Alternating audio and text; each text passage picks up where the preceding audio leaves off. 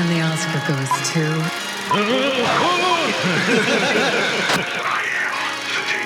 We're here to fuck shit up. Well, I'm no Jon Burgundy. Jon Burgundy. You can't have my cornbread, that's for damn sure.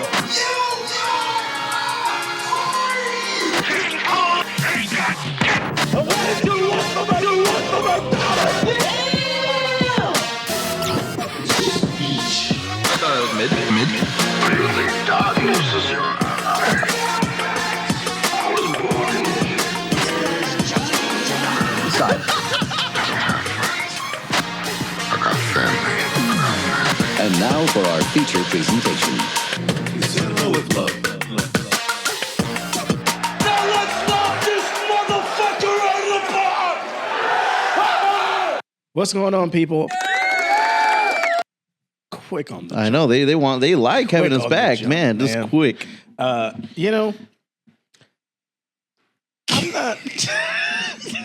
I'm not saying. Oh, can you pull your mic? I can't hear what you're saying. Yeah, I can't even hear you. Everything's destroyed. If I actually say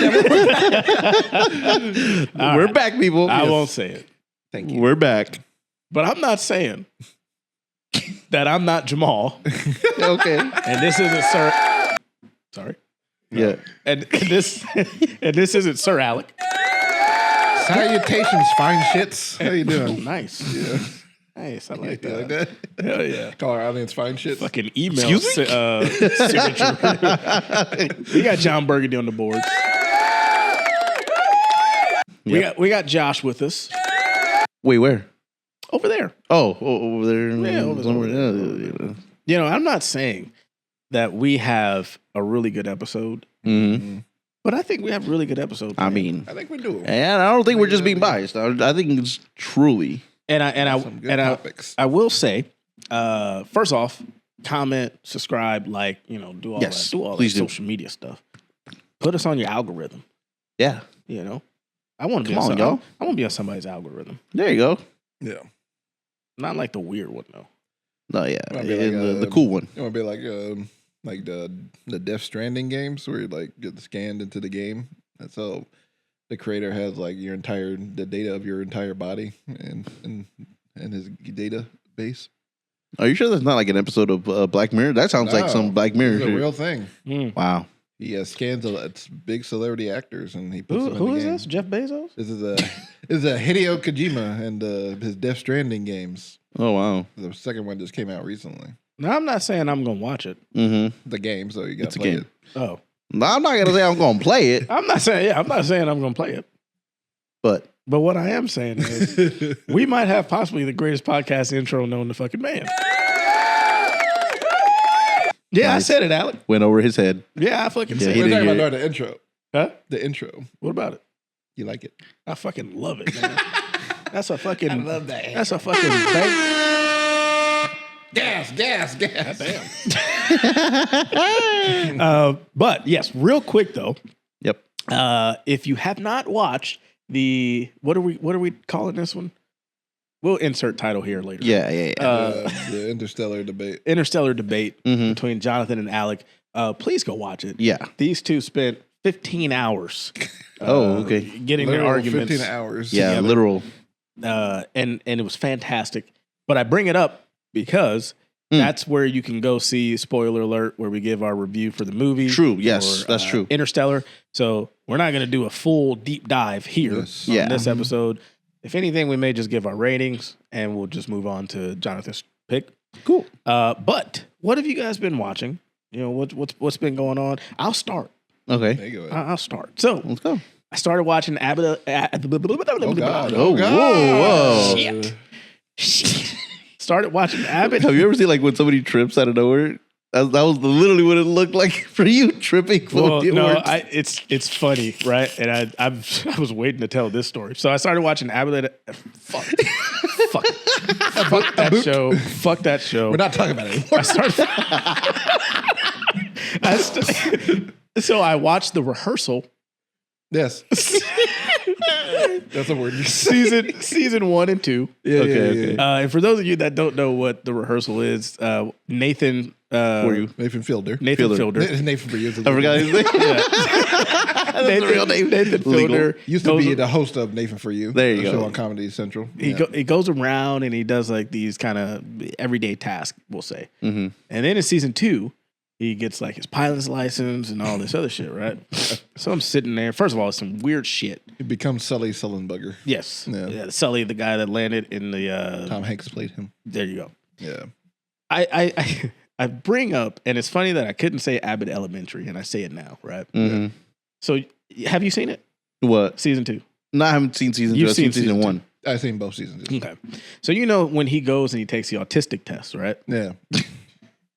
I swear now, right? Yeah. Oh, no. I'm sitting there and Oh, no. right? I'm like, Do we got some revelations? First question pops up. I picked the same answer as him. That shit's wrong. Right? Yeah. I'm like, okay. That's a coincidence. Yeah, it's okay. Second question pops up. I picked the same answer as him. He gets that shit wrong.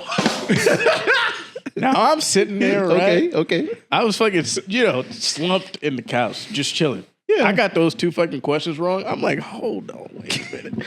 I'm like, Yeah. am I on the Well, how many questions were there? Makes you think, doesn't it? They only did 2, right? That's all I needed. Yes. I'm sitting there like really questioning. Cause his face is really fucking questioning it too. He's like, and my face is like, fuck. I'm like, so Oh, wait. yeah, so I probably need to take the full test. I heard it's expensive to take those tests. I guess he's staying on the pretend spectrum. We'll never know then. Do my Google research. Yeah, we'll never know. It's okay. We'll for now. We'll just say I have an autistic friend. It's okay. It's okay. Thank you for that. It's beautiful. Beautiful. Yeah, we love See, him. You heard we're it. accepting here into cinema with You love. heard it here first. So I watched the rehearsal. I started Squid Game season 3. Nice. Almost done with that. Yeah. Then I'm going to start The Bear. Mm-hmm. I watched 8mm. Yeah, you told me that. Yeah. Nicolas Cage movie. Yes. Mm. You got tricked into Is it watching it. Fucking bamboozled into that one. Wait. Is it like one of the newer ones or like one of the older No, ones? it's older. Oh, okay. Like Okay. 90s. Yeah. Yeah. Okay. And I was reading something on Reddit. Mhm. It's like in the movie subreddit. It's like, oh yeah, like what's like a trippy movie or some shit, something that you only want to watch like once. And so I look it up, Yeah. and I don't see that it's got fucking Nicolas Cage on the movie poster. It's right there. I know. I know. Like right on the poster. And so then, as I start, Autistic showing? yeah, that's what I'm saying. Let me hold on. Wait, let me cover up. So I started, and I'm watching it on something, Yeah. and the audio wasn't working. But I'm thinking, okay, maybe this is just part of the movie, right? Yeah. But like, I'm thinking, like, okay, damn, they're having some kind of conversation. I don't know what they're talking about. And then I go back. I'm sorry. I'm so sorry.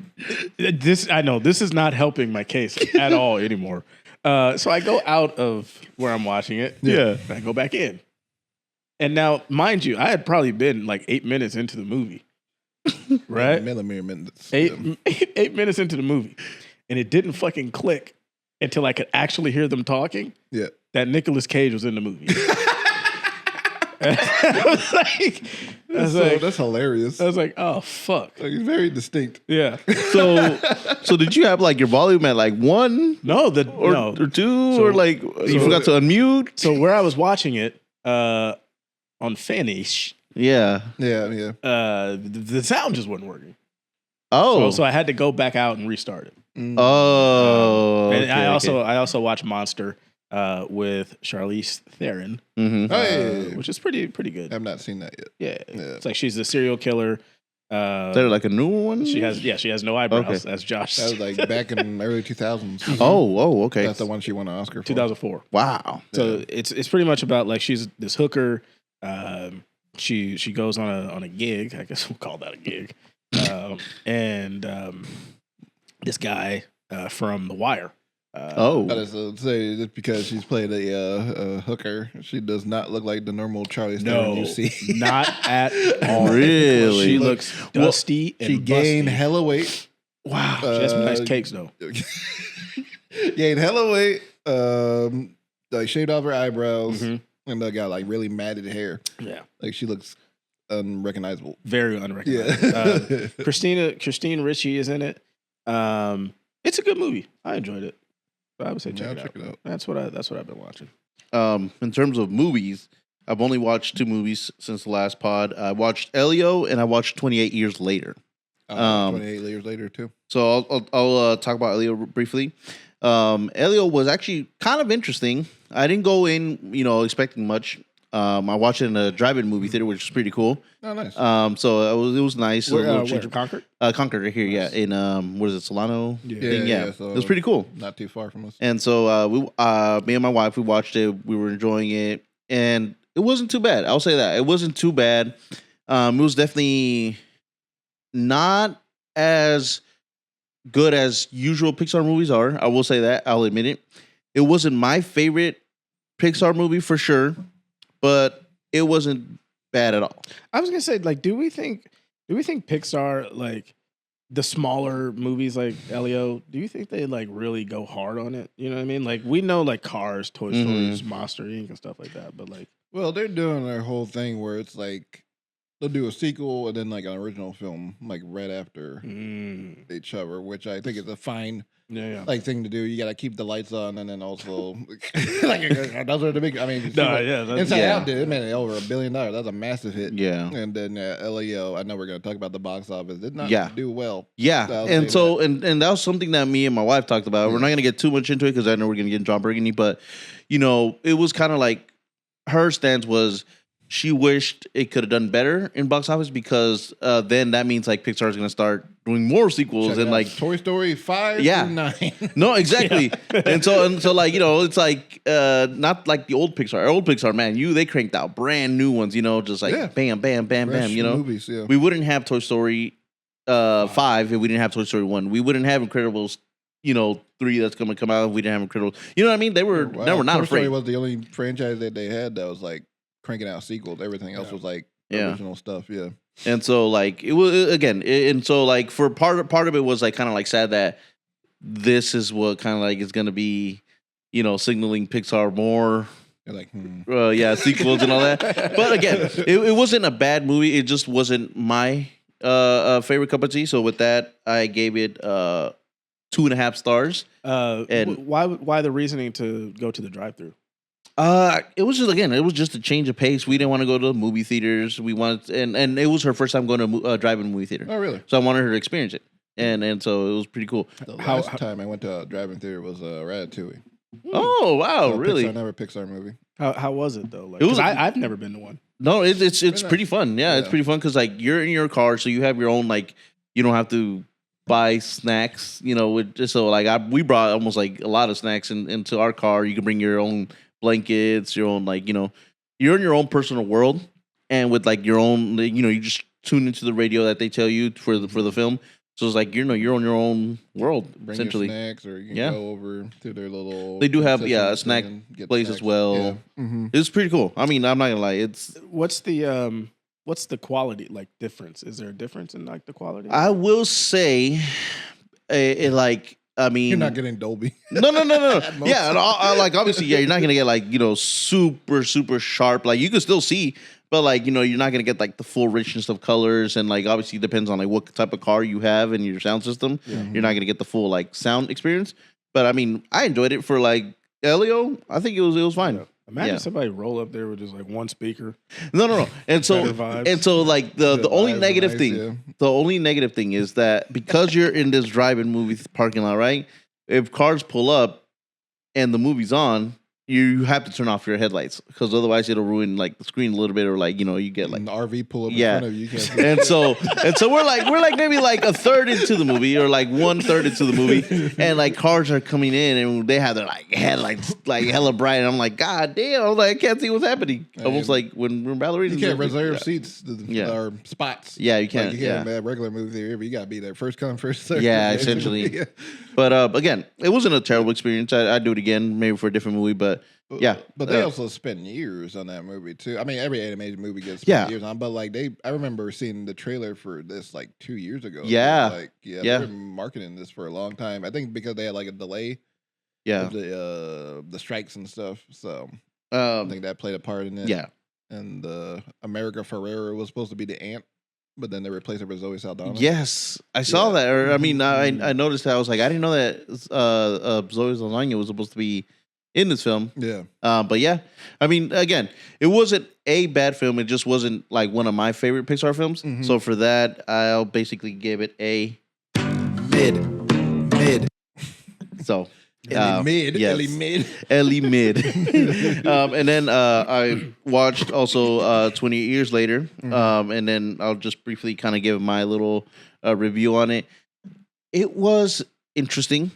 I haven't seen 28 Days Later, or I haven't even seen 28 Weeks Later. I think that's the sequel, right? Yes, 28. So I haven't seen any of those. I don't know if there's any connection to those at all, but just me as a person watching 28 Years Later. It was okay to me because I kept on hearing stuff about like, oh, what a plot twist, or oh, like, this and that, and like, oh, this and that, and like, it was great and all that. But when I went watching it, and I think this is what Jamal says about the effect of like letting others people's like high opinions of it make you kind of like see it, and I think it really affected it to me because I came out kind of a little disappointed in it, and I was like, damn, I was kind of like had a higher expectation for this. The only thing that I can say was it made me nauseous and it made me want to like barf for it for some reason. Indeed. And no, not that. In like the sense of like inches later, more like. Okay. I'm just saying, you saw it. So there's there's a prosthetic in there, definitely used on Killian. No, Killian's not in. Killian's not in this. No, he's not. It's Aaron. I thought he was. Aaron Taylor. Aaron Taylor Johnson. Yeah, Killian's not in this movie. He's only a producer. He's in the next one. They're making another one. They already filmed it. Oh, you gotta be kidding me! So they plan a trilogy for this. So they filmed the first two back to back. It'll come out in January. So. Oh, a trilogy like to this 28 years later? To this new series. Oh, okay, These new movies in 28 franchise. How do you guys feel about it being shot on iPhone? So I was going to say that. Yeah. No. So I was going to say that this movie literally, like, I'm not going to lie. I'm sorry, iPhone. I'm team iPhone all the way, but it felt disgusting. I felt disgusted watching it because there would be times where it looks like, really cool and really sharp. And there are times when it looks super weird and super like kind of like grainy. And I didn't like it. I didn't like it at all. And my wife was like, ew, why does it look like that? I was like, I don't know. I was like, I watched it. I watched it for the thing that it said like they use like, what is it, like 20 iPhones rigs. Or something like rigs and all that to film a lot of these scenes. Doesn't that feel just kind of lazy though? No, so I don't know, and hopefully Alec can explain later, but I don't know why they use the iPhones for have extra context, yeah, for that, but and for all these reasons. Oh my gosh, I felt like the editing was so atrocious in this film. I half the point I'm like, what am I watching? And then for the whole first almost like beginning of the film, I'm like, what does that have to do with the rest of the film? It has nothing other than like Alex says, exposition. But I felt like you get introduced to something and then you're like, okay, this is like this type of movie. And then the rest of it is a little more like heartfelt-ish. But it circles back to the end though. And then in the end, like your beloved Interstellar. It was like too much for me. For me, it was too much, and I'm just like, this was a big bag of barf. So I'll give it a. Can I get the scale again? What is it? Oh, the scale. Oh, there you go. This movie, I'll give it a ass mid. I really did not like ass crack. I really did not enjoy it at all. And I haven't seen it. Yeah. But like saying that it's shot in iPhone when it's like when you have the budget Yeah. to shoot it, and Yeah. like Oh yeah. Like I guess I can talk about it now. Yeah, go for it. But yeah, I'm on the complete opposite end of the movie. I really loved it. I loved it. I thought it was great. Sorry. But no, I get it. Like because I feel like Jonathan is missing the context of how these movies were filmed. Because he has to watch the first two. He didn't. Well, yeah. So I guess understand it a little bit. It will something? help you like understand like the context of why they do the way they do. Because the first movie, if you think this was disgusting, you're gonna. Well, You saw that too, right? I, was like, yeah. I thought it was an earthquake. the ghost of Cillian Murphy. But I'm so sorry. You were saying no. I was gonna say that the first movie. the why it's filmed the way it is because if Yeah. you think that this is disgusting, you're gonna hate the first one how it's shot because they filmed it with DV cameras. Yeah, that shit. I've seen clips of it. That shit. It's literally 140p. Oh my and they were talking. And I remember they re-releasing for like remaster. Like what the fuck are you remastering? Like this like 4K 140p movie. 480. Like, it's still gonna look weird. Like regardless, but because it's like they had a way lower budget on the first one. Yeah. And then like they had to like film it on DV cameras and so they could get all kinds of nooks and crannies. They can film in places that would like cost a lot more money. Like one of the first films to like ever be filmed on digital that were released in a wide theater release. Wow. Yeah, so it's kind of revolutionary in that way. Even though it doesn't look the prettiest at all time, even though I think when there's rains it looks really cool. But like but yeah, there's like scenes where he's like all alone in like London. And they had to shoot that early in the morning. Where Killian, right? Yeah, Killian. Yeah, he's all walking around in London, and they had to film that really early in the morning, and they had to like do like weird like camera tricks to like make it look like he's all alone and stuff, and like basically trick. They only had like probably like a minute or two to like really get that shot. Of Who's Killian this bloke walking around? Who's the Cillian Murphy? Who's this bloke stumbling around like But that? yeah, so then they're like, okay, so we're gonna make a more modern sequel to the original film, so like kind of like harken back to that with iPhones. Yeah, so I don't think it's like a cheap thing. It's like more like an aesthetic choice by the director Danny Boyle. Yeah, that a great choice. Yeah, I thought the editing was cool. Like I think it's like more like a personal taste with me. I like more like creative, like kind of like abstract editing in a way because there's a lot of like quick cuts and quick editing and like handheld style that I think is cool. That works within the context of this franchise. Really? I think I mean, no, because like okay, there was a scene where it literally like cut 10 or felt like 10 cuts in within like one. Was it? I think when they were like in a hunt or something like that, where they were running and it was like you mean when they do the rig thing? Maybe I don't know. It just like yes, like maybe a bunch of like mini like yes, iPhones like close-ups. Yeah, remember that scene in The Matrix, of course, where it's like it spins around them. They basically do that because I saw like it's quicker. Yeah, I saw like a picture where it was like a bunch of like Yeah. Yeah. They do when they do it for like kill shots. It's like the VAT system in Fallout, basically. Like I'm sure you haven't played that games, but I played it. Yeah, it's like the VAT system in Fallout, basically. Why are you just assuming I haven't played it? Oh, have you? You've watched the show, But right? have you though? You watched the show, but you haven't played the game. No, I haven't. Okay. But yeah, like His feelings were hurt. But yeah, like that. But I can definitely see your point of like why it doesn't like 100% work for you. Yeah. Because it's always been a more avant-garde like series anyway. Yeah. It's more artistic than more like an average like trying to zombie be film. like- Yeah. Okay. Mhm. Okay. Yeah, it's always been like more artistic in the way it's made, and I feel like it really worked here. It's one of those things where it's like you're either all for it or you're not. And you're obviously not for it, and that's completely fine. But I just love the world that they build, Okay. and it's basically like it's like a secret, like a hidden coming of age story. Yes, in a way, yes. Yeah, Aaron Taylor Johnson plays the father of this kid. His name is Spike. Yeah. Spike. Yeah.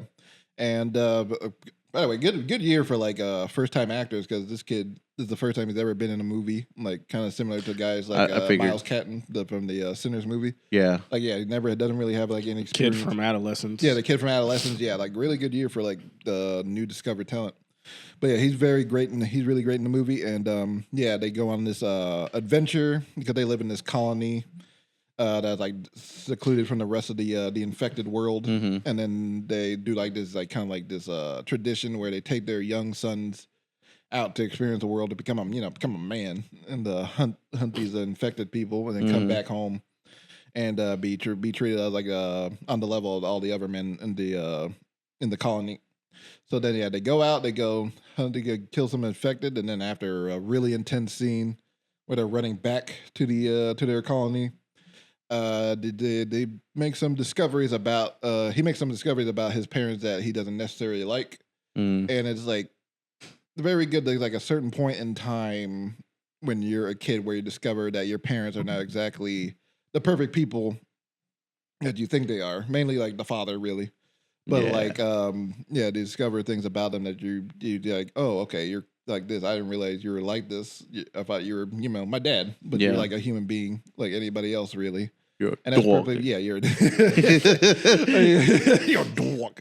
But but yeah, I felt like that was like a great connection that I feel like a lot of people can connect with emotionally. And then the whole storyline with his mother, I thought was like very beautifully done. Yes. I thought Jodie Comer plays the mom. Oh my God. She was fantastic. Yeah, She brought it. Yeah, I felt like if I'm not gonna say like this is gonna like take all the Oscar and it's not, but like if anything was gonna get an Oscar, I feel like she would get like a good spot for a nomination for Best Supporting Actress. Yes. So I thought she was fantastic. So like, what's the because I haven't seen any of them. Right. Yeah.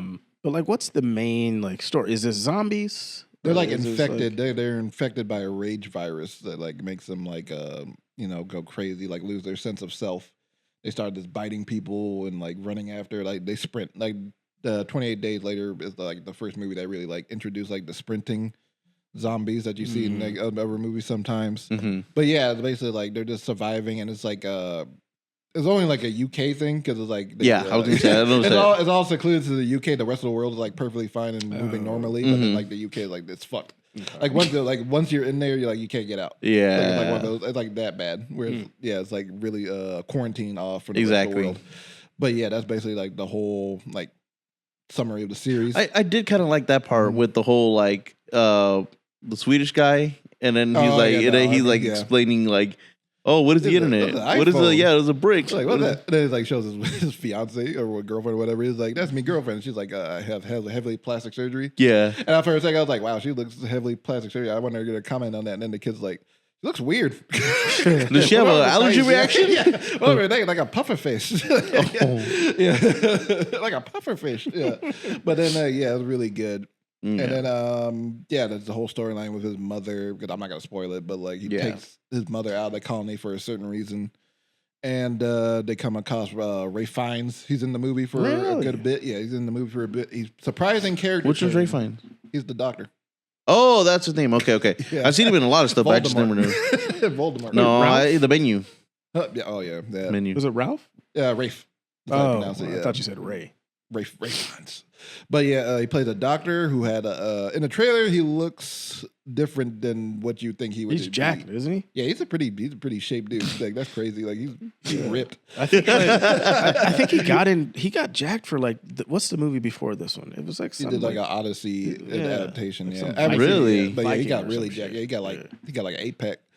He was hiding that shit under the conclave. Bro. Yeah, he was hiding it. Boy. But yeah, he was also fantastic in the movie. He wasn't in the whole movie a lot. No, yeah. What he had was great. Mm-hmm. And he was in Schindler's List. Yeah, Schindler's List. Yeah, he did that not a long time ago. But yeah, you were saying Alec? But yeah, Grand Budapest Hotel. Yes, list all his movies. Yeah. I mean, I'm just saying, I got some knowledge too. But what do you think of the ending, Jonathan? Because I know that's like a topic of debate. Because that's an insane ending. That was the thing about like I think that was the one that everybody said plot twist because you get. I don't want to ruin it. I didn't even watch it. Go ahead. Sorry. Sorry. Not considering Josh. But in the end, I thought it was interesting. We see a certain actor from a movie we have highly acclaimed. Oh, really? Interstellar? No. In a role that is very different. And really? There's extra content. I mean, I'm not gonna say who it is, but damn, okay.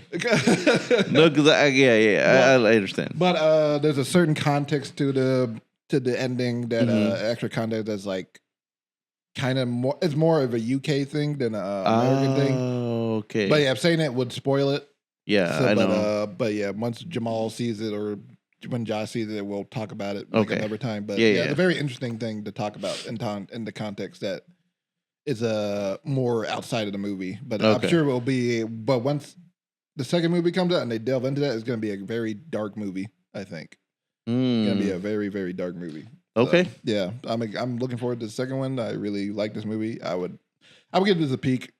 Wow. I think this is a cool like interpretation of like a zombie film and a lot more heartfelt than I expected. Okay. For sure. Yeah. Yeah. I really liked it. I understand why you didn't like it. Yeah. But it's very understandable. Out of curiosity, I just want to see, because I gave it, from one side of the spectrum, you gave it to the other side of the spectrum. Mm-hmm. I just want to see where Jamal and Josh land in it. So I definitely want to revisit this. Yeah. And then, see where we... Yeah, don't go and think it's like the greatest horror movie ever made. I feel like that's happened sometimes with horror movies where it's like this is the great, you'll see in the trailer, this is the greatest horror movie. Because I have heard that, like, about the 28 kind of weeks later, days later franchise. Mm-hmm. Like, oh my God, it's like really, No, the first one's really good, and the second one is fine.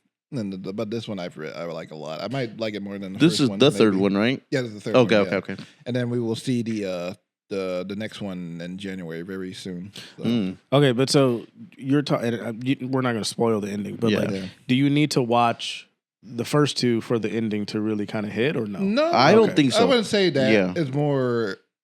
No, I'm not gonna say more, but yeah, you don't have to watch the first one, but like, or the second one. You'll be able to get it. But you'll be able to get it. They kind of explain it like pretty quickly at the beginning, but then but I feel like for the next couple of movies, you'll have to watch the first one. Got it. Okay. But yeah, that's my review of 28 years later. And I also watched the Karate Kid Legends. Oh God, can't wait to hear this. Peaks in the no. Oh, well, you were kidding. Oh no, I was kidding. For now, but no, Karate Kid Legends is of course the I don't know if we call it a sequel, more like a spinoff. Yeah, to the Karate Kid franchise. I was going to say, yeah. It's like a hybrid between it's like the original trilogy, and then like the fucking the TV show and the Jaden Smith, and then the Jaden Smith shit, which is like first of all, but first was not canon to the series, but now it is because they want their Jackie Chan and Ralph Macchio to meet in the movie. That's such a we gotta have this. Now, it's funny because I was one of the ones like, wow, worlds are colliding. I kind of want to know why. This is my Spider-Verse. But no, but yeah, this follows the adventures of this new kid. His name is Li Fong, and he comes from China. He was trained under Jackie Chan. They do a cool thing with him, where he feels like closer to the I said cool. Cool.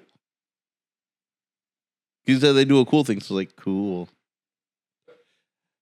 Anyways, they do a cool thing with him, but no, they do a cool thing with the character Li Fong. Since he trained under Jackie Chan, he fights very similar to like old school Jackie Chan, where he's like doing a lot of like more like environmental fighting. What are you doing?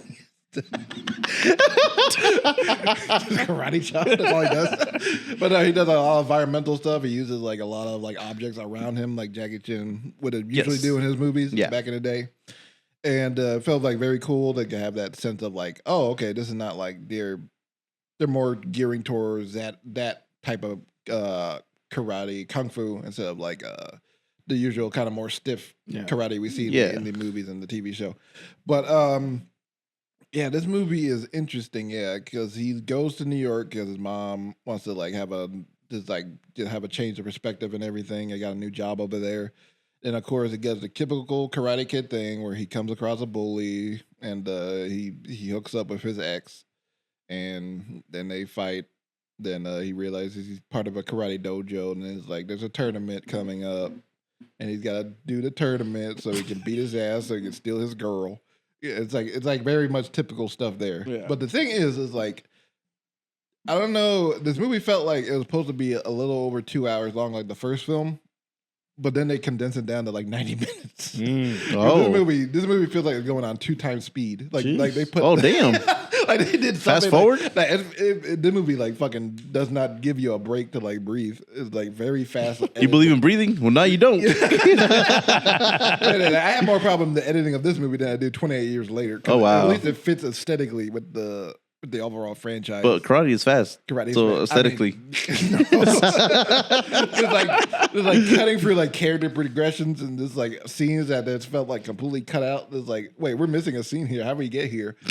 And the Edited movie, by Abel. and the movie, yeah, exactly. Edited by Abel. But the movie lies to you in a way. 'Cause, Oh, like, no. This movie is not Manipulative? really about the legends. It's more about the kid and his experiences. Like in this New York. new kid. Yeah, this new kid, which is fine. Yeah. But then like Ralph Macchio doesn't show up until like the last 45 minutes. Oh, don't tell me that. Well, I was only gonna watch you for that. I'm saving you.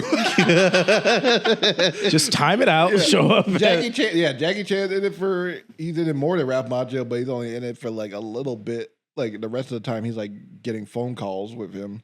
Until he like finally comes to New York and like, I'm gonna train you for the last guys but I'm gonna go to New York real quick and pick up LaRusso and bring him and convince him to come to New York because me and his old sensei Miyagi had a connection in the past.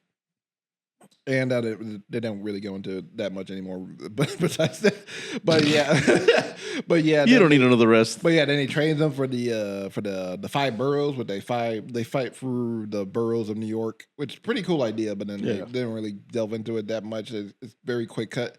It feels like it's edited like the Spider-Verse movies. That's how it felt. That's actually a good way to put it. Like it's very quick cut, but like it fit more for the Spider-Verse movies. But here it's like, what is this? Especially this is like normally not for a Karate Kid movie. This feels weird. Yeah. But yeah, I find it interesting just in that perspective of just like why this movie feels so like rushed to get to get to the finish line.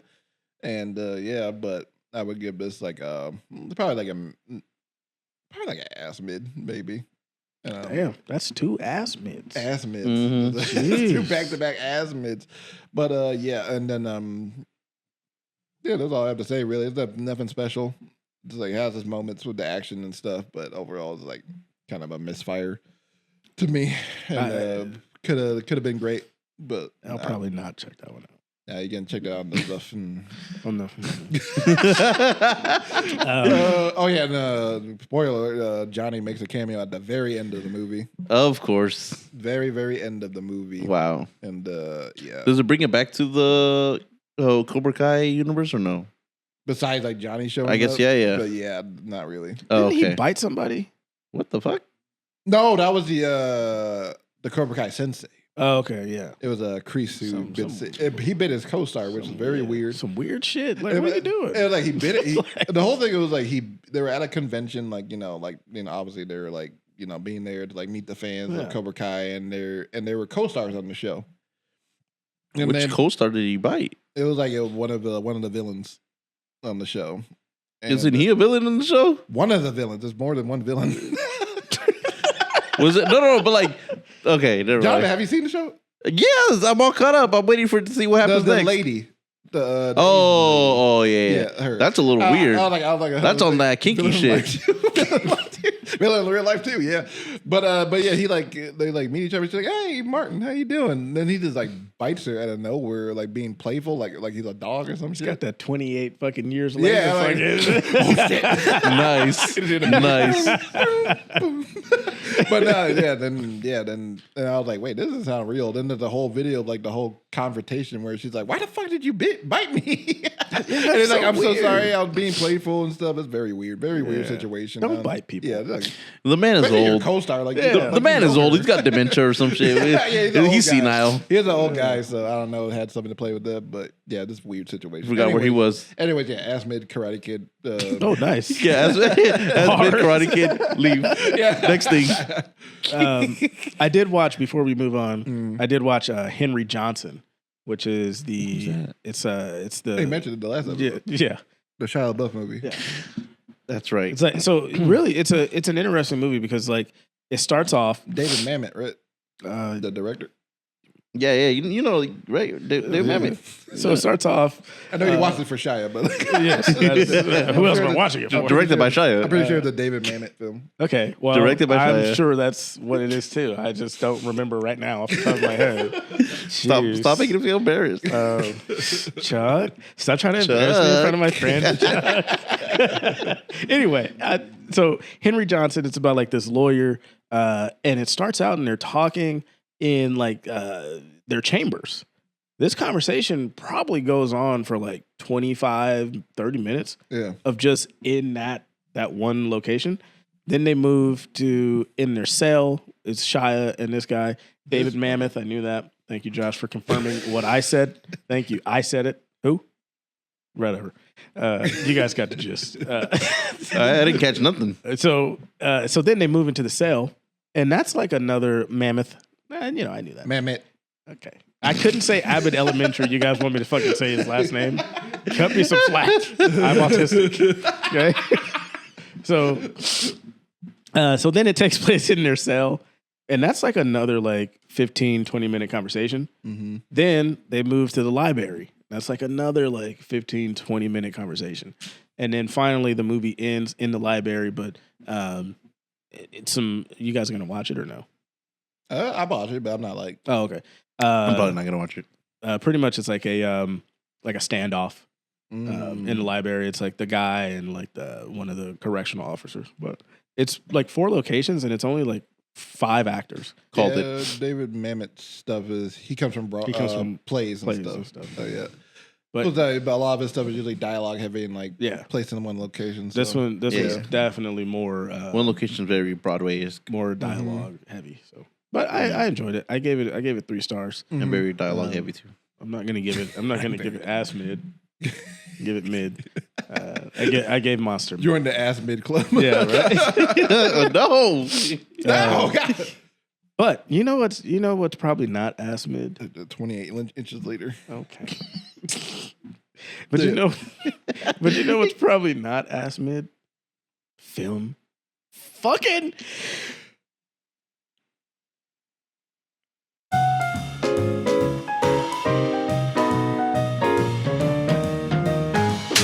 Today in film history.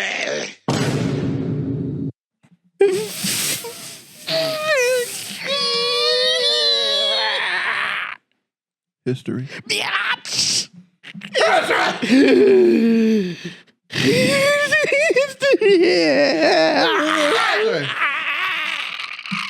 Oh fuck! Y'all ready for a nasty one today? Y'all ready for that nasty?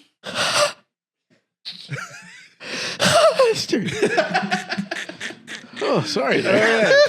So today in film history, Dr. Alec gonna tell you about some film history right now. Today is January 28th as we're January. No, June. I got lightheaded. He got that interstellar time fucking. I got lightheaded after breathing on this one. That pipe's a little too hard. But on June 28th, the day as we're recording, but we're gonna go back to 2003. Nice. Because that is when Pirates of the Caribbean: The Curse of the Black Pearl, directed by Gore Verbinski, starring Johnny Depp, Keira Knightley, Beautiful. Orlando Bloom, and Jeffrey Rush, and it premiered at Disneyland. Really? Wait, really? Interesting. Like how? Where else would it premiere? No. Like you said, it premiered at Disneyland, but how? There's no theater in Disneyland. Yeah, there is. Which one? I mean, it was like they had an AMC there. Oh, Downtown Disney. Yeah, Disneyland. Oh, my bad. Yeah. I mean, they you're had right. the premiere itself, and Weren't you they just premiered it there? right there? Yeah, I mean, I didn't go to the downtown. Like, I didn't explore all of Downtown Disney. Yeah, it's like they went to the they had a premiere within Disneyland, but then they went over to the theater. Oh, okay, because I know El watch the movie, Capitan, that one. Yeah. That's cool though. Yeah, very cool. Yeah, really cool. Obviously, it's based on the ride, so like it makes sense to have a premiere there. That is genius. What you guys' thought on Pirates of the Caribbean? Goat. I love it. I think it's The ride and the movies. Yes, I think it's a great summer blockbuster. Mm-hmm. I feel like we don't usually get those kind of movies anymore. It's feel like a very fun and very, very. You can see the budget fully on every scene in that movie. Like it feels like an expensive movie, and it's very creative in its action sequence. Real ships were used, and then Johnny Depp. This is probably like my favorite performance of his for sure, because like the character of Captain Jack Sparrow is such a great one. Especially more so in this one than probably I would say the other ones, because I feel like they use him a bit too much. I feel like he's better as a supporting character than anything. But I love this movie. A lot of great sword fight scenes, and Jeffrey Rush as Captain Barbossa is also like the greatest pirate to ever be put to screen. Nice. And Hold on, amazing CGI. Yes. Look at me. I'm the captain now. I'm Over the here. the Somali pie. Okay. How many? Hold on. How many people? I'm talking about like pirates. Not Yes, like, not modern day pirates. We're talking about pirates like arg. Yo ho, yo ho. pirate life for me. Yeah, see? Okay, but hold on. How many people Okay. go? Look at me. I'm the captain now. Huh? I don't hear no fucking quotes from Pirates of the Caribbean. You hear like savvy or like Yeah.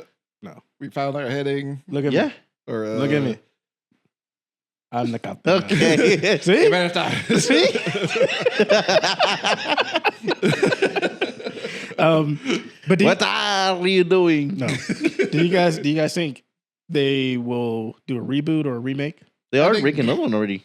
I've heard there are multiple scripts for a next one. There you go. And they want Johnny back, right? Well, they got fork over some cash. 100%. But I know there's one where it's like I think Margot Robbie will star in it if they decide to go that route, Right. or there's one with Johnny Depp. I could see Margot. I can see Margot see her reading a doing that. Pirates movie. Yeah. Mhm. I think if they do get Margot, if they're gonna base it off like the Pirates of the Caribbean ride still, they did. I remember hearing that they added that a lady. female Yeah, character yeah. I forget in her the name, Pirates of but the Caribbean ride. She like wears all red. Red, right? yeah, the red woman or something like that. Mhm. Yeah, They could, which would be they could cool. definitely base it on her. Yeah, But yeah, there's like multiple scripts going around there. I'm Yeah. sure there's like weighing in what to do because I know Johnny Depp went through his whole thing with the Amber Heard shit. yeah. So Okay, real quick. This is we're on the topic of Pirates of the Caribbean. Have you seen them all, Jamal? And okay, just out of the first three, which is your favorite, Alec? Like in order, the first three. I think I have a personal connection to the second one because I saw that at Disneyland, Really? and it was like the first time. I thought you were going to say you always wanted to be a pirate. I always wanted to have scurvy. But no, I was like the second one, like that was like the first movie Yes. that had like I went to that was like a real midnight release. Mm. And the crowd was insane. Everybody Yeah. was like jumping up and down, being excited, like clapping and shit, acting like how people do now with like Marvel movies and shit. That was like more. This is more like a new thing. Like Wow. Minecraft. Yeah, like Minecraft. But people got I remember a couple was like a guy proposed to his girlfriend. Oh Man, damn! this shit sound wild. It was Yeah. wild. Yeah, I remember this distinctly, even though it was like all the way back in 2006. But but yeah, I have a special connection to that one. That was like Okay. a very special experience to me. So it's 2, and then what goes after? 2, 1, And 3. 3, Okay. and Yeah, the next ones are like interchangeable. yeah, I They're agree. pretty ass. So I was gonna say that's funny because I say the exact same thing. Yeah. I've seen the first one, and I've seen the second one, and I've seen like the third one. Like none of them. I think the third one I saw in theaters, Mhm. but second one was always my favorite. It's always my go-to. It's just like really, the really whole- cool. The wheel scene, Yeah. that's amazing. It's That's genuinely crazy. amazing. So Yeah. what I'm trying to say is, Jamal, if you haven't seen I was any of gonna them, say, I'll have to check them out. you definitely have They're to check great. out the first 3. Yeah, the first 3 are great. I Yeah. would say like they're generally fun movies. Some of the never Kraken got scene was badass. Yeah. It was, yeah. Yeah. Second they're one generally- definitely you they're gotta look generally up. fun movies. I think you'll like them. Yeah. I like Johnny Depp, and I think when he plays a character, I think he's really good. Yeah. Yes. Oh man, he's dedicated. Mm-hmm. I'll give it a check. Yeah. But you know what wasn't being checked out? What? Some box office hits, boy. Some of them No. numbers. This is the news. Jon Burgundy. Jon Burgundy. Jon Burgundy. This is news with Jon Burgundy. Bitches. Hello. Oh, okay. Behind the What is scenes. going- Behind the Oh, scenes. shit. Oh. Don't show Well- people that. Like we're naked. That shit was funny. Hold on. Did I got my shit backwards? I do got my shit backwards. There you go. There you go. Okay. You're not a cowboy. This is the news. Jon Burgundy. Jon Burgundy. Jon Burgundy. This is news with Jon Burgundy. Bitches. So, welcome to Jon Burgundy News. We're going to go jump right into it. What? Again. What are you talking about? We're going to just jump right into it like these fine fellows over here. Let's jump into box office reports. We got number 1, How to Train Your Dragon at 36.6 million. Then we got number 2, 28 Years Later, coming in at 30 million. Number 3, Elio, coming in at 20.8 million. And then we got some honorable mentions. We got Lilo and Stitch coming in at 9.7 million. And we got Mission Impossible, The Final Reckoning, coming at 6.5 million. Yeah. What's crazy is that Mission Impossible is still on the top 5 ranks. Top 5, yeah. That's crazy. And it's been out for a while now. I did see, I think I saw today that F1 made like 50 million or like 55. Oh, wow. Which is not even the full crazy weekend yet. Yeah, that's not surprising. It's a F1, Formula 1, I should say. It's a very popular international thing and getting more popular here. Mm-hmm. So I'm not really surprised that it's doing very well. I mean, they shut down all of Vegas. Remember when they came here? Mm-hmm. I think they're doing that like every November, which is just insane when you think about like, oh, we're shutting down the strip and just racing cars in the fucking street. That's like crazy. That's cool. Yeah. I hear Lilo and Stitch is getting a sequel. It is. Wow. I mean, they're already like made $1 billion already, like close to it. What's a Minecraft? The Minecraft. Let's get an update on that. Minecraft made $1 billion. Well, hey, Josh can wish. Yeah, he had his whole his eggs in that basket, didn't he? Sheesh. I feel like it's like Garfield. I feel like if it didn't have the whole chicken jockey thing. Yeah, I think that really disrupted a lot of people from like checking it out. Exactly. More. Mm-hmm. I think that kind of slowed it down. Yeah, a lot. If I'm a parent, I don't want to. I already don't want to take my kid to see this shit. I don't want to make him more stupid than he really is. And I gotta sit through these motherfuckers throwing popcorn. Did you watch Minecraft when you were little? Do you mean play? No. Watch it? Nothing. Never mind. Never mind. Okay. 954 million. So close. So close. So far. I have never played Minecraft a day in my life. Okay. We can't blame it there. You look like you put tons of hours into Minecraft. But you just built one square. City. I just go hunting. You're one of those people that build like cities. I just hunt little mining. You look like you would have like sculpted Zendaya somehow in Minecraft. If I did, it would have been beautiful. Yeah, on a server. And, well, you guys don't have to know that. I rebuilt the bar to scale. Of course you did. I rebuilt the interstellar ship to scale. No, you didn't. No, I didn't. Which one? How to Train Your Dragon. I did see How to Train Your Dragon. Wait, think of it. Oh shoot, I didn't even put it on there. That, that tells you what he thought about it. That forgettable. I mean, I thought it was mid. It was mid. You know, I don't know. I feel like it tried to do a couple things different here and there, but it didn't do enough to be different from the original thing. And it was. I know we said it in the last episode. We were at the Academy Museum in L.A. We were next door to the premiere Dragon premiere. Yeah. Gerard. I know Gerard. I call him Gerard. But like his name was Gerard Butler. Gerardo Butler. Gerard Butler. But yeah, they had a premiere there and everything. And it looked cool. But the premiere looked cool. Yeah, the premiere actually did look cool. I don't know about the movie. I probably won't see it in theaters at all. Probably watch it at home. That's fine. If you were to watch the movie, just watch it for DX because that was pretty cool. Oh yeah, but other than that, yeah, stuff. Yeah, I'm sure that was cool. Yeah. You know what else is cool? Yes. Jon Burgundy returning. What? Bernthal.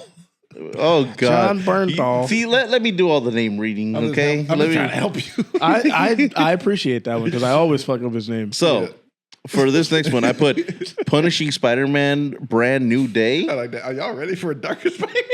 So, from Hollywood Reporter, it has been confirmed that Jon Bernthal is officially reprising his role as Frank Castle in Spider-Man: Brand New Day. Peter Parker better not take a nap. Marking the first time the character will appear in a feature film in the cinematic universe. As you guys both know, right? Because we're all really huge Marvel fans here. Every single one of us. Yes, all three of us, all four of us sitting here. We know that The Punisher was a show on Netflix, and it's been just purely on TV. He appeared show. on Daredevil show Mhm. and his own show. Mhm. And he came back for the new Daredevil series. Mm-hmm. And now he's making his feature debut. Exactly, baby. So he will be joining the He's very set cast of Tom Holland, returning as Peter Parker, Spider-Man, and Sadie Sink, who will play the character of undisclosed character, because we do not know. They have been keeping it On the down low. Yeah, on the down low. They have been keeping it close to their heart. They don't want. They have their. They ain't got a script for it yet. Yeah. Oh gosh. So not a lot has been revealed about what role the Punisher will play in the film, which is being directed by Destin Daniel Cretton, who directed Shang-Chi. But this has led fans to believe that we will see a much more grounded narrative that explores moral ambiguity and vigilante justice in the world where no one remembers who Peter Parker is.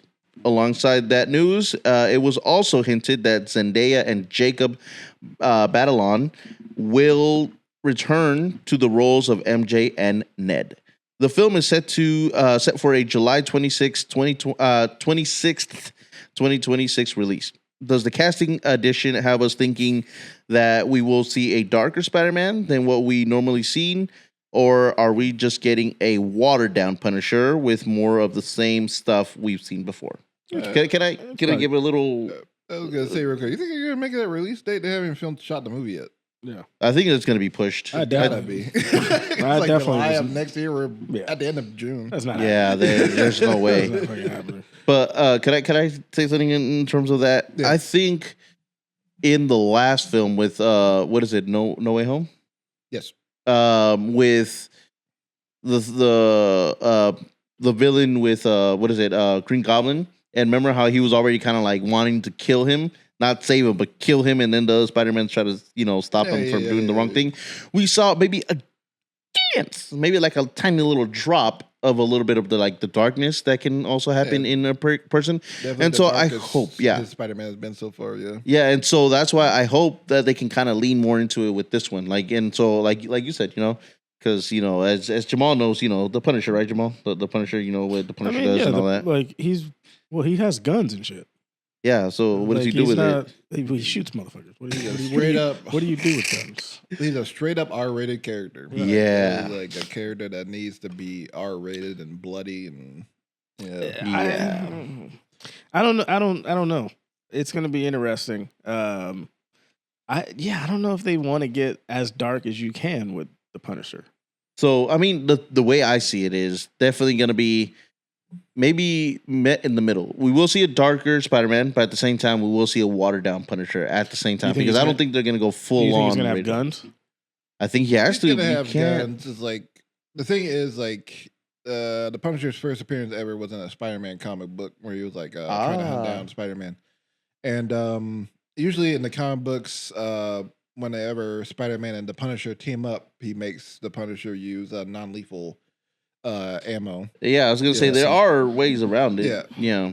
which is like I'm just saying like. Nobody heard. I'm Jamal. just saying, like, even though Pussy. it is a bit watered down, like there could be like some like The consequence. there could be some decent like scenes between, Of course. the moral ambiguity, like killing or not killing, Yeah. and stuff like that. Usually, what we see of the Punisher interacting with other characters in the Marvel universe. So Yeah. could be interesting. And It Jon could be interesting. Bernthal and Tom Holland have worked together before in In? a couple of movies. They're about to be in the Odyssey. Oh, Yeah, okay. together. And Mm. they did a movie before. I think it was called Pilgrimage. I haven't seen it yet, but like Mm. this was like back when Tom Holland was young, and like Bernthal was probably like more of a mentor to Tom in a way. So maybe that's why he probably like got on board with this movie. They're I saw- gonna be good Cool. friends. I saw some interview. I don't know if it was with Ben Affleck. It may have been with Ben Affleck, where Bernthal was talking about. I think he was probably talking about this one. He was like, "Yeah, I went in and auditioned," and then he was like, "Oh, are you gonna come back?" He's like, "Well, I don't know yet." Yeah. So confirmed, I guess. It also must be like a pretty juicy part for him in this movie, because I remember they were giving up the Daredevil season, the new season of Daredevil. Yeah. And Bernthal did not want to be a part of it because of how they were treating the Punisher, because he holds that character so like close to him and everything. Yeah. So, but then they like rewrote the character. He's like, okay, I'm coming back. I'll come back for this new version of Daredevil. Maybe they give him extra money. Who knows? But no, I don't Sweeten know. the I don't know. cheese. Bernthal's a pretty dedicated to the craft kind of guy. Like he's always like, you can tell like he really takes acting seriously. Yeah. No, He's no. a very intense guy. So let me tell you guys this because you guys might not know this little fact. But back when Jon Bernthal was in college, he used to be a star athlete or like a really good athlete. I forgot what sport he played, but he was a good athlete. Mhm. And you know, when you're in college, you Probably can't just basketball. Because I saw him. I saw a clip of him like playing basketball. yeah, I guess okay. Maybe it was like a basketball star or something like that back in college. And you know, when you're in college, Lacrosse. you have to play. I mean, you have to take classes in order for you to be enrolled. So he was like, he took an accidental acting class without him thinking that like, oh, I'm just gonna take it to get an easy A or whatever. So he took it, and he said one of the assignments was to do like a monologue or whatever, or like a little thing.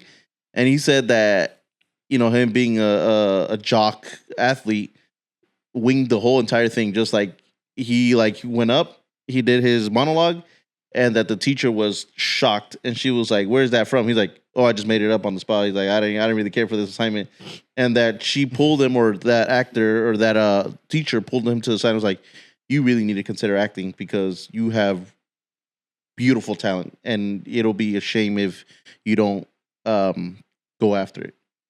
And then now we have he's here. really good. He's a really good actor. And now we have Jon Bernthal. Seems like he's having a little resurgence. Yeah. Yeah. Hopefully he's not, you know. Account 2. Thank you, Account 2. Hopefully he's not overexposed. Thank you, Cap. Oh, God. See, you brought it up. So Yeah. You feel some type of way. Yeah. Well, I'm just saying. You know, I'm just saying. I Hopefully, was thinking of that. hopefully he's not in like 4 projects this year. Yeah, I mean, 'cause- yeah.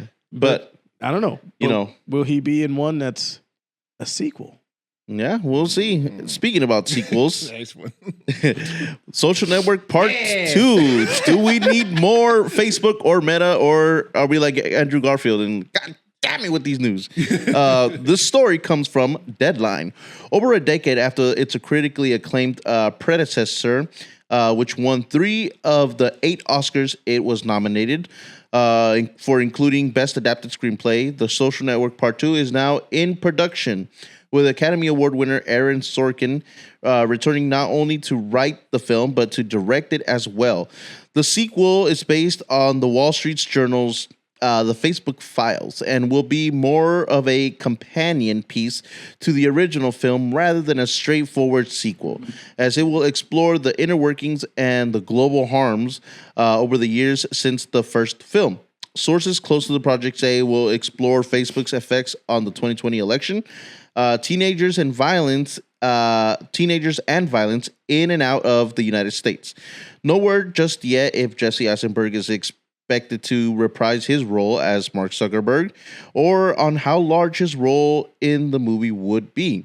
No production date has been revealed just yet, as Sorkin will soon find actors for his ensemble piece. Do we think The Social Network needs a sequel/companion piece, or is Sorkin the right guy to direct it? Now, I can't remember, or I've heard the name Aaron Sorkin. Can Alec, our film encyclopedia, can you remind me some stuff that he's directed or wrote? Yeah, he wrote The Social Network. That's one. Oh, what other stuff? I mean, like directed or something. He wrote Moneyball. Oh, damn! I should have just had Jamal. Huh? What? Oh, what other? Moneyball. That's one he wrote. Okay. He did the show The West Wing. He wrote that show. Molly's Game. He Oh, wrote yeah. and directed. He did that Trial Chicago 7 movie. He wrote and directed that. Oh, I like that Trial 7 Chicago one. You did? What? You did? You say he directed it, or you No, I don't said, know? Did you like it? Oh, I did like it. I actually did like it. It's kind of mid, but like Really? I thought it was pretty good. yeah, kind of like my issues with him. Like I don't think he's an amazing writer. Like absolutely amazing writer. Like I watched his whole masterclass and everything. Learned a lot from him. He's a great speaker and a great writer. But like his directing has been very stale to me. Because he directed Molly's Game and Trial Chicago 7 were just very stale, kind of basic, like to the point kind of movies. Like anybody could have directed this to me, really. But But like, yeah, So you like to have a little bit of like your Yeah. signature, not your, but like you know what I mean. Each you like for each director to have one signature. yeah, and thing. you can tell like the Sorkin really loves his own writing, which is fine. Like, but like, there's a certain point where it just kind of gets like stepped away. everybody kind of like sounds like the same person after a while. That's what it feels like to me. And yeah, that has no disrespect on his writing, but anyway whatsoever. It's just like more of a directing point where he has more control over it. Because I feel like the combo of Fincher and Sorkin being together making that movie was like the magic button that made all that work. Because like you get like two different ideologies together to make one movie, and it becomes a better film for it. His, like Sorkin's very, Fincher's very like kind of clinical, like kind of like stylistic approach made that movie like I think like a modern classic that it is, because I think the first Social Network was like probably like one of the best movies of the 21st century. Is that the movie we were talking about? Huh? The Social Network? Yeah. Okay. I didn't know Fincher worked on that one. He directed it. Have you seen it? I've seen it. Yeah. Oh, okay. Yeah, And I remember the Social Network because I remember watching it first. I wasn't a fan. Yeah. Then you talked to me about it. Yeah. And I rewatched it and I was like, oh, now I see. I was like, yeah, this is actually really good. Mm-hmm. And can I say, Jesse Eisenberg, yeah. To me, it's like he is this character. He is Zuckerberg. Oh my God, yes. You know, almost to the point where people don't even like him. you know what I mean? It's he like was perfect for this movie. Yeah, he was. It's he like- was made for this role. it's like he was that good. Where like I'm watching, what's the one with Kieran? The Real Pain. The Real Pain, Yeah. right? And he's in Now You See Me, Yes. but like you watch him and you're just like for some reason you're just like, man, I don't like You this get guy. to say, yeah, you get You to know say, what I mean? yeah. It's not me, but like you're just kind of like fuck him, right? He's a smart ass. Yeah. Yeah. But like people that like talk about him, they're like, oh, he's nice, he's just a super cool dude. Yeah. But then it's probably just because he played Zuckerberg like so good. Where Yeah. it's like, oh, he's So just an good. ass. It's funny Play be- the smart Alec, or he's like talking really fast. Yeah. Very, You know what's funny? I watched the Social Network, and this is before I even knew how Mark Zuckerberg talked, how he looked like, and all that. And then there was a point when I finally saw like a video with Mark Zuckerberg talking all that shit. And I was like, I'm looking at doubles. So they literally, because Mark Zuckerberg likes to talk like he's know what he's talking about, like in like, you know, like the smartest person in the room type of shit. There's a lot of billionaires. And then like Jesse Eisenberg did his thing. Like he portrayed him really well, which is funny. And then Andrew Garfield in there is amazing. Yeah. Like, Oh that man. was, that was like the movie that before. Of course, he did Spider-Man after that, but like that was the movie that was like everybody was like, "Whoa, who's this guy?" Yeah. It's Look like at that. Like these two just came out of nowhere, and they're both like really captivating and everything. Yeah. Justin Timberlake is in it. Yeah. Played Sean Parker. Do we need a sequel or a companion piece? Give me a MySpace movie. Tom. Yeah. Look at MySpace Tom. I mean, think about Tom though. You Like, know what? This This like motherfucker, Jeremy Allen White. this motherfucker came in, created. He started this shit. Yeah, like, he did, you know what I yeah. mean? He started this shit, made his money, and I'm out of here. We've never even seen this Could motherfucker be a ever again. companion piece of the Social Network. Kind of like have it coming around the same time as the timeline. You know what? Yeah, right. I would love. I'm not even gonna lie. I would love to see a like biopic or something of MySpace, of Tom and all that. Because if we were able to have dumb money, Yeah. like you know what I mean? you've What's stopping mentioned us from this- getting a MySpace You've movie? mentioned this movie like a lot. What, recently. Dumb Movie? Yes, Dumb Money? Dumb Money. The movie. Well, because the movie, Dumb Money, it was like I watched it and I was like, this isn't the best thing I've ever seen, but it's entertaining It's at times. watchable, Yeah, yeah. it's watchable and digestible. Yeah, and yeah. it's like, why would they turn this into a movie? You know? Yeah. And so that's what I'm saying. For MySpace, I'm agreeing with you. Like, I would love to see what they could do with Because it. I feel like Dumb Money, you ultimately like. It's such recent news. Like it's Yeah. kind of like, oh, okay, we know all this. Why you have to make a movie about it? You Yeah. know? Yeah. But like the MySpace thing, it could be like That'd be there's a lot. interesting. There's probably some stuff in there we don't know. Because there's even like, younger generations that don't know about MySpace. No clue. And so that's what I'm saying. Tom is your Yeah. top 8, like none of that shit. You could customize your page and put music and I remember it. But what do you think of them like covering topics like January 6th and like obviously like teen violence and suicide and stuff like that? Because that can, So I don't know if Sorkin can like tackle that kind of stuff.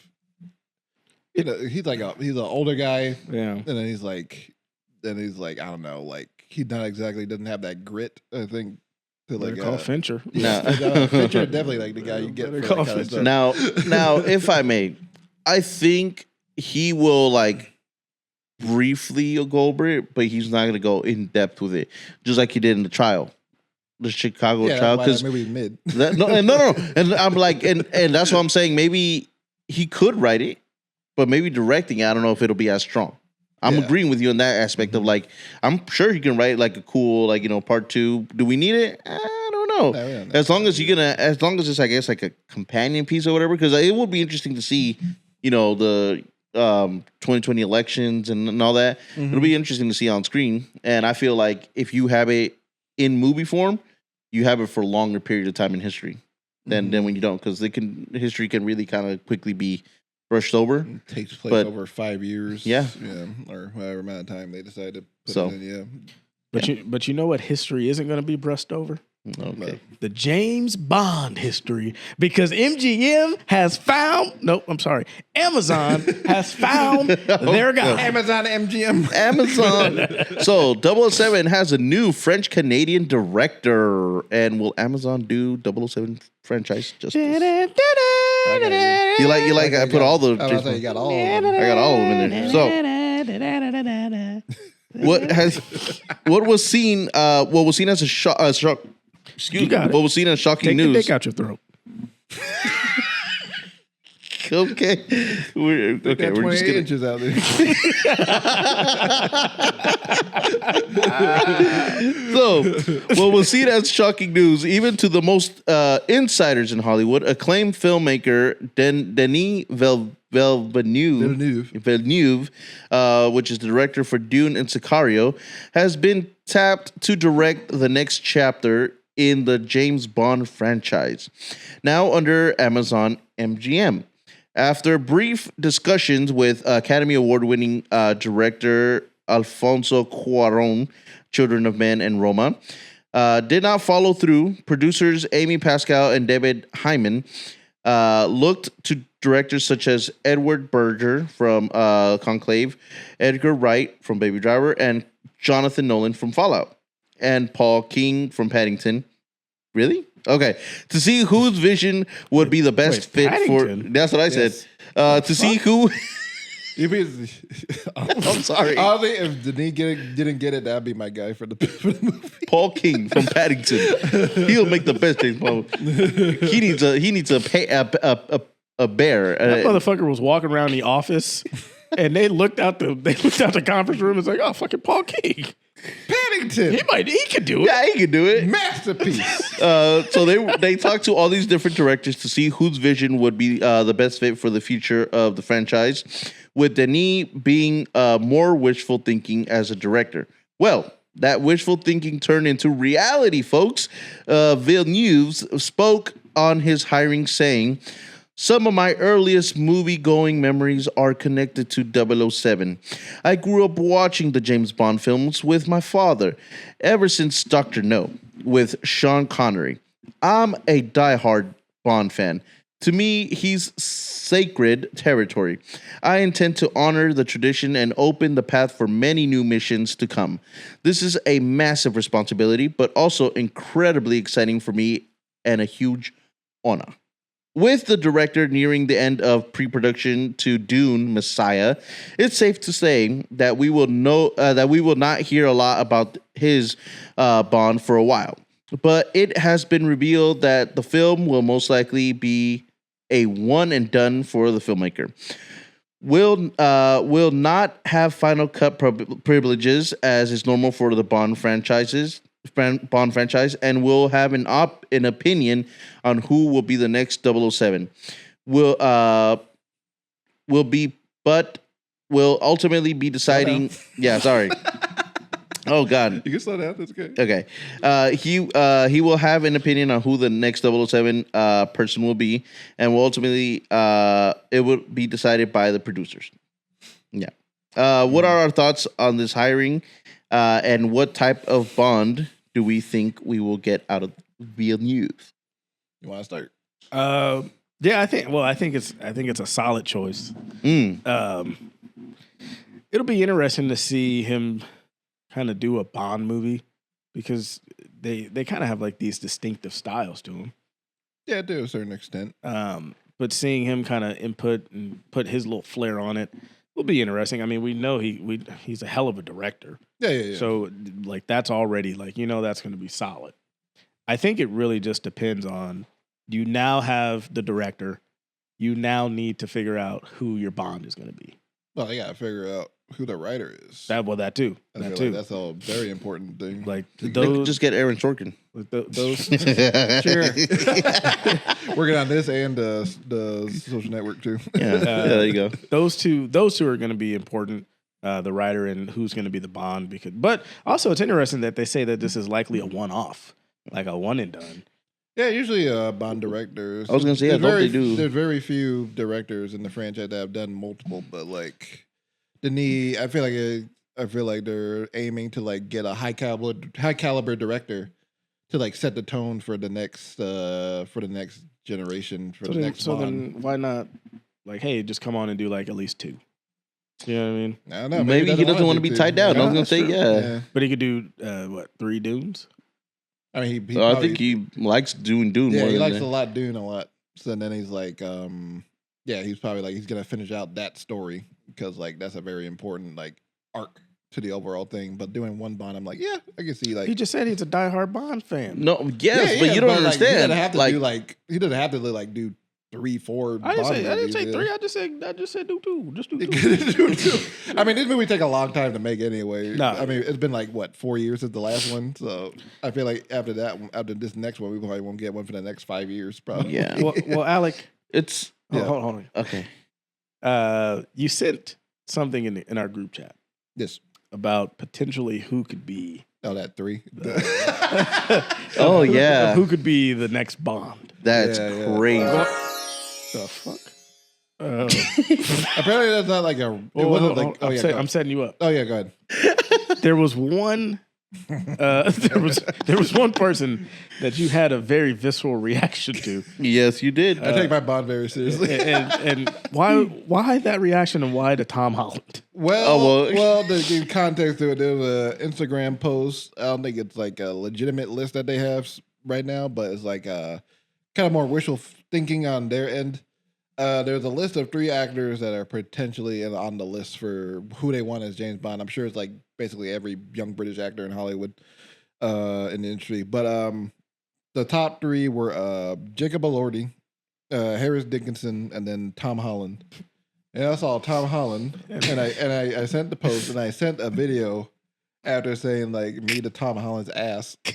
And it's a clip from Sinners where Haley Steinfeld enters the juke joint. Yep. And she's talking to Sammy. Boy. And they're like, boy, you better get the fuck out of my face. That's how I feel. I don't want to see a fucking child James Bond, 5'7", 6", however tall he is. I want to see a grown man play James Bond. Well, okay. Now here. Like, not to say like child, like grown, but he's like probably like what 30 now. At most 29, 30. Yeah. Like probably like 29, 30. Yeah. But now I'm saying he looks very youthful. Yes. And now I'm saying this though.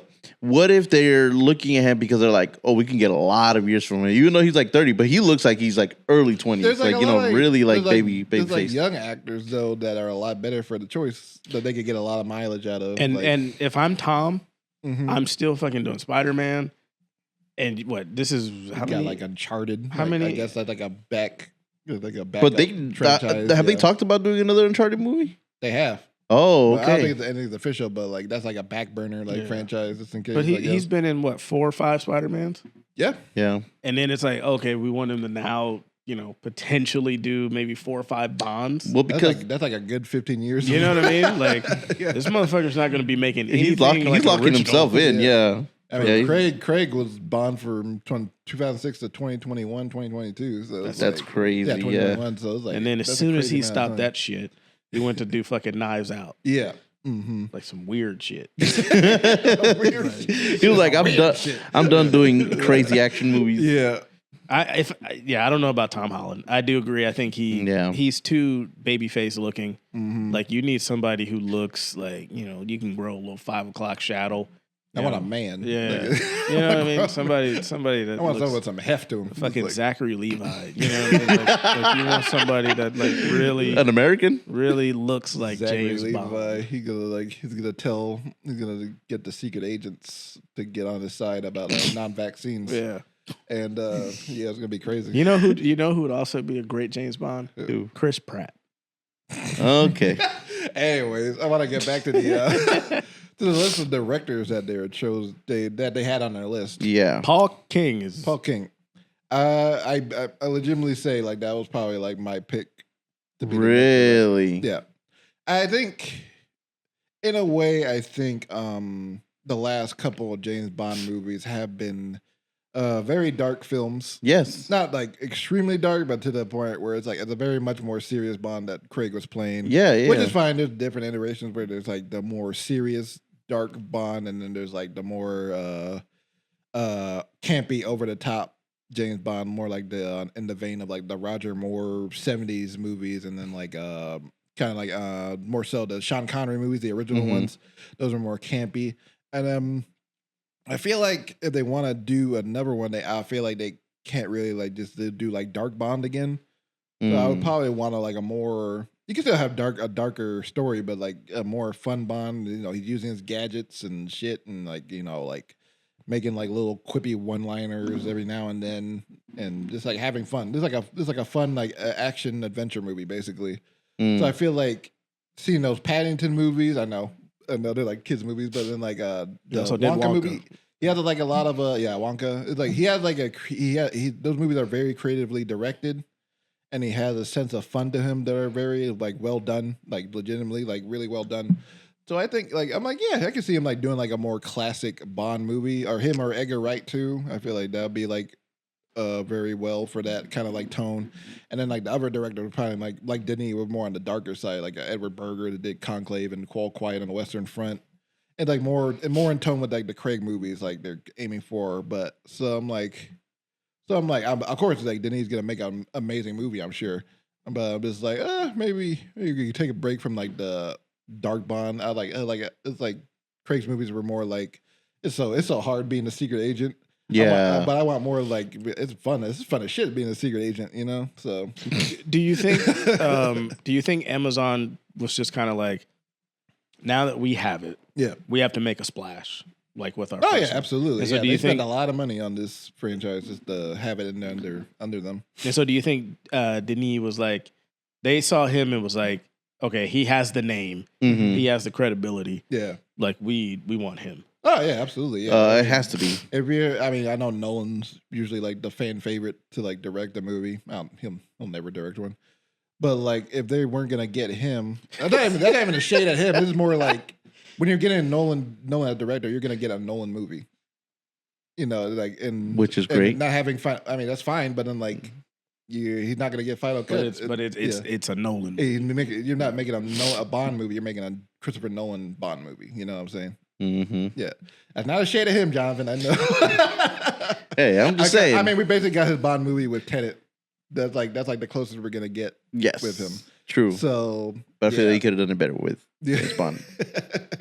But yeah, so that's the closest we're gonna get out of a Bond movie from him, and she's not gonna get final cut and anything like that. So I think like Denis was like the next best guy that can, and he's used to like coming into franchises and like doing his thing, but also like following what exactly like the script says, like with Sicario or like the Blade Runner movie, and but Dune was more like his own thing, really. But yeah, so he's very passionate about those movies. But yeah, he shouldn't have stuck to the script on Sicario when they fucking go to the guy's house. Okay, still on that. I just listen. That 3 minutes. I enjoy Sicario until we get up until we get up to that point, right? Okay, this is he was in Sicario with the movie cartel leader, and then the last 3 minutes, and he only got like 4. It's like Grease. Okay. And not that stupid. Okay. It's not like that. Jamal's mind works different. Like fly into the sky in his car. I'm sure they pitched it. They okay, Benicio. What if you flew? Yeah, whatever you into the drug cartel's house.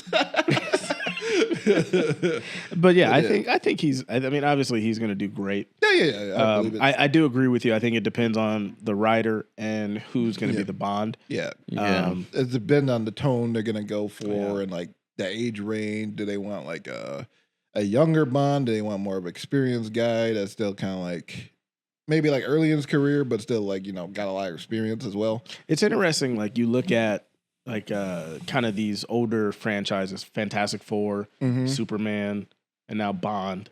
Like we got those two coming out, Fantastic Four and Superman, in a couple weeks, and then James Bond is going to be, not obviously it's not coming out anytime soon, but no, it's just like it seems like it's a resurgence of like these older kind of legacy.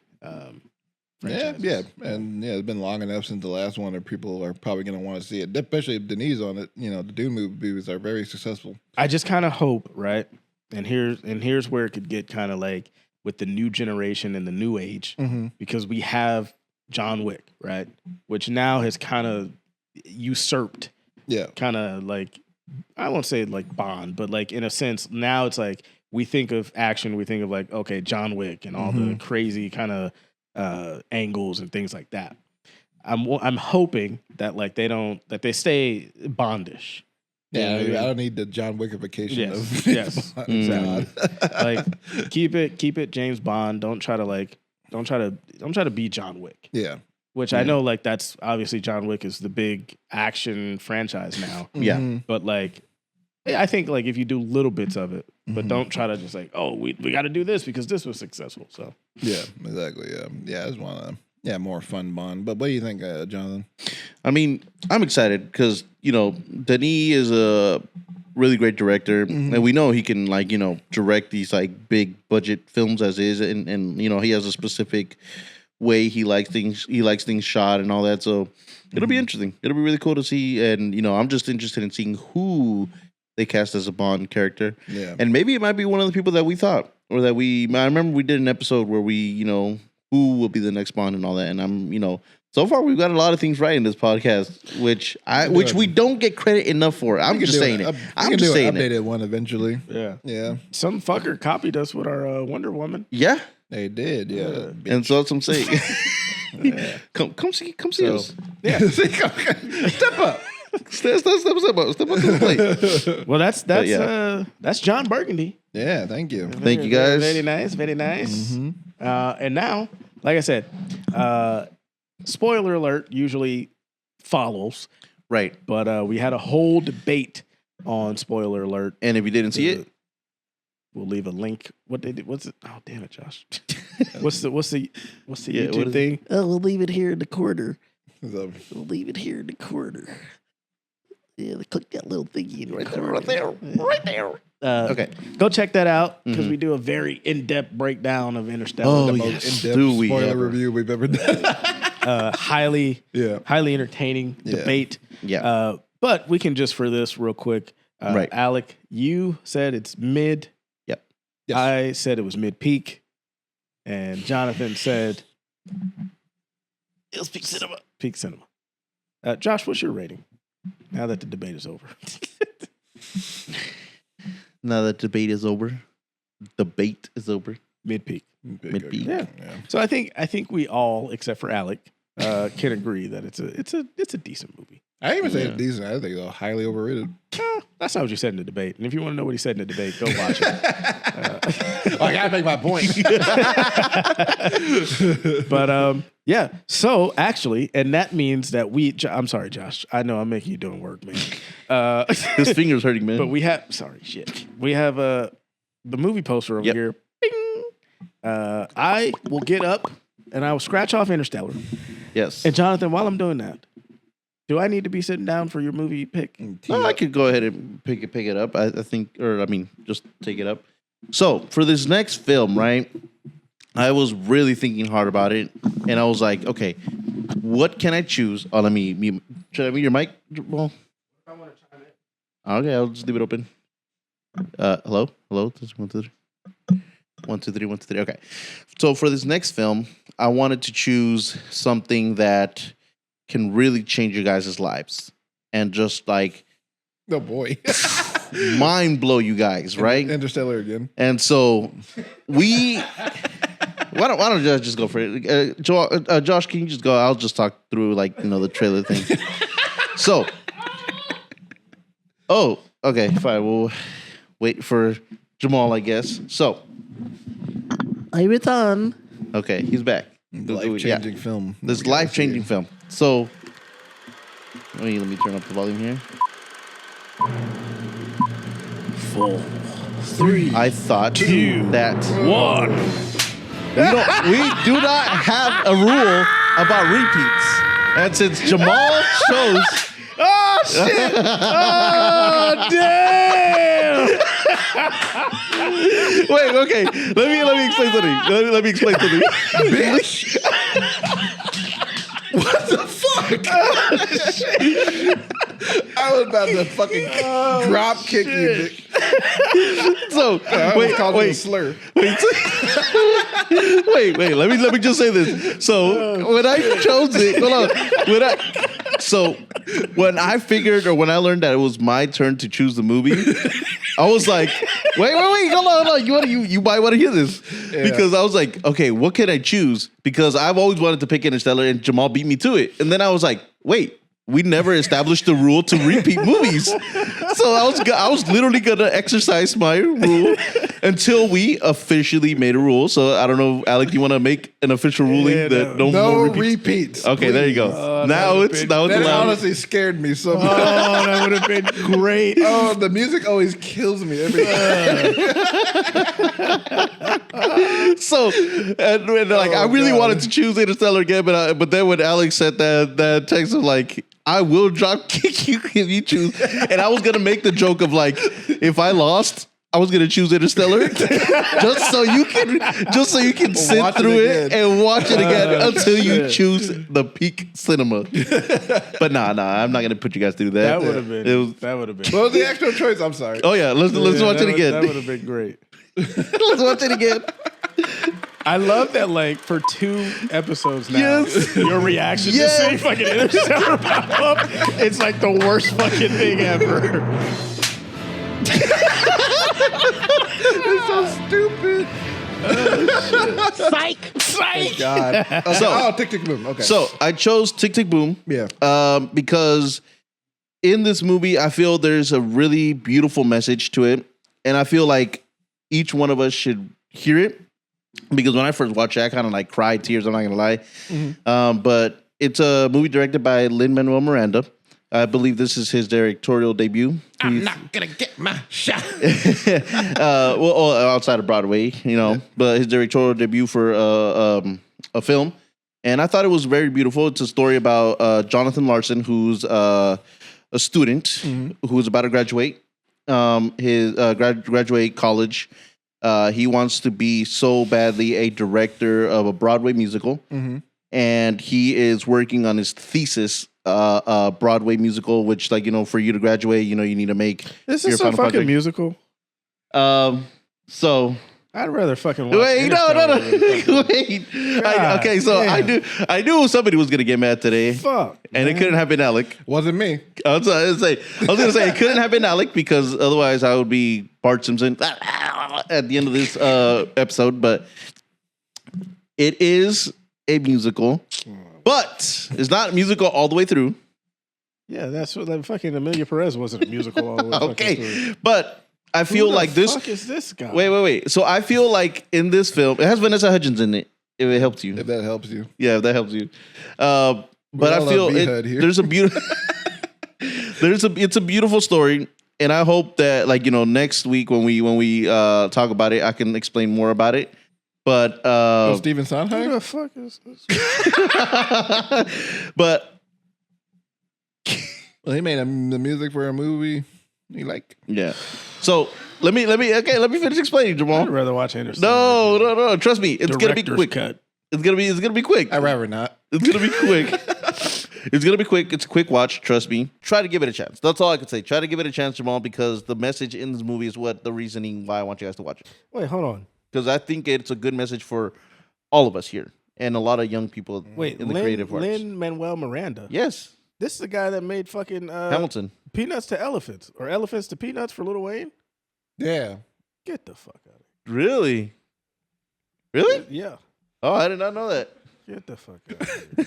You're ready, fucking hate this movie. You gonna say Wait, what is that? The Peanuts to Elephants? Lin-Manuel Miranda fame?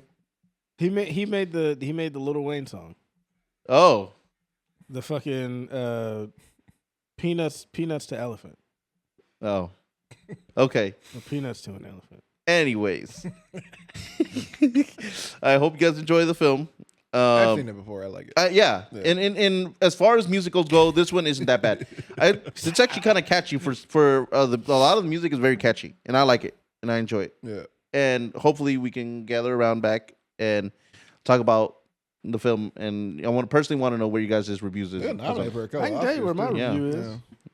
See, this is I can tell you where my review is. Jamal. You better watch it. Please do not skip out on this one. What He's is gonna it? treat it like Wicked. Like he's gonna hate it from jump. I mean, he already hates it already. But That's like, crazy though. I knew you were gonna give me a lot of legitimately, pushback. you'll definitely like more than I've- Wicked. hey, thank you. At least you'll like it more. You'll than like it, Wicked. and 100 times better more than what is it? The terrible one? Amelia Perez. Amelia Perez. And if I don't, do I get to punch you in the throat? Whoa, no, but you'll choose next. So then, no, Why do Alec I will get choose to- next. no, Alex Alec- gets to choose next. Damn it, man. Now I feel like the joke went from Alec to me. I'm the one getting fucked. But that's all. Okay. Well, That's all, folks. So Tick Tick Boom. Tick Tick Boom is the next I choice. saw Interstellar. It's on Netflix. I saw Interstellar. If everybody wants to watch it. Yes, it is on Netflix if you want to watch it. And as you guys heard today, there's no repeats in movies, so that's been established now. Thank God. And then after that, Alec, it would be your choice. Yes. Yes. Might have to make a rule right now: no black and whites, no before fucking. No, watch any movies. What the fuck? No before. This is called The Cinema with Love, sir. I don't know, Not To Cinema to Love with some movies. That's actually a cool name. That was That's terrible. That's a cool name. But no, that's it, man. Yeah. Loving Another- movies made post 1995. Like, fuck off. I will not fuck off, Alec. I will continue to raise hell. Terrible. And first of all, Josh, can we go wide? Oh. Okay, you're gonna bring it up. This episode of the podcast is sponsored by Nope. the Bible Man Adventures, Oh, God. Conquering the Wrath of Rage. We wanted to give a shout out to our sponsor, the Bible Man. Thank you for that. We are not We getting appreciate sponsored. it. You're not. Me and Alec are. Yeah, we're sponsored by Bo, man. We love Christ. Me and Alec are not going to hell. You are not taken away by shot. Unlike Jonathan, who is taking a first class trip. Whoa. But To folks, Satan. this has been fun. Again, go check out our spoiler alert on the debate on the Debate. on the debate The baby. on the debate. We laugh. We cry. We enjoy each other. I cry. I laugh. I die. Yes, same. Comment, like, share, all that stuff. Hit the thumbs up, man. We're trying to get on the algorithm. God damn Let's it. do it. Okay, Yes. get us on your algorithm. That's So- all we ask. Be notified. Isn't there another one? Hit the bell to be notified. I guess so. Yeah. Notified, All that stuff. Yeah. You Like know. and subscribe. We should probably get like one of those, like the little fancy, yeah, one of the subscribe button. Names what? Our name. Oh shit! I'm just- I'm like, what are we naming? But all right, yeah. I'm Jamal, Sir Alec, Hey. Jon Burgundy, Yay. and for Joshua,